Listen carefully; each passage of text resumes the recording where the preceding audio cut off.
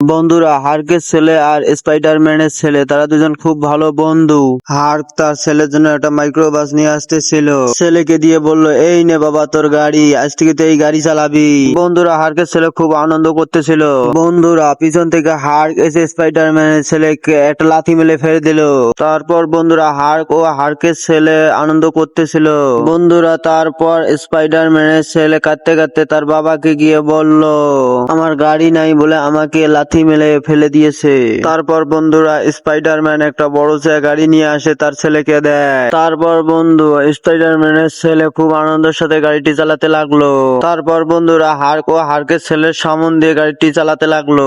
তারপর বন্ধুরা, হার্কের ছেলের মাথা ঘুরে গেল, রেগে গিয়ে বললো, আমি এই গাড়ি আর নেবো না। এটা দেখে বন্ধুরা, স্পাইডারম্যানের ছেলে আনন্দ করতে লাগলো। হার্কের ছেলে গাড়িটা দেখে এসে হার্কে বলতে লাগলো, আমাকে ওই গাড়ি নিয়ে দাও, আমার ওই গাড়ি খুব পছন্দ।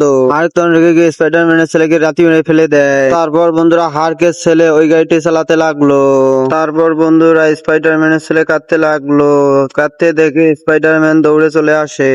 বন্ধুরা, স্পাইডারম্যান রেগে গিয়ে বলল, আজকে আমি তোকে মেরে ফেলবো। হার্ক, আজকে তুই বাঁচবি না আমার হাত থেকে। তারপর বন্ধুরা, হার্কে করত দিয়ে কাটিয়ে দু টুকরো করে দিল। বন্ধুরা, স্পাইডারম্যানের জন্য লাইক এন্ড সাবস্ক্রাইব করে দাও।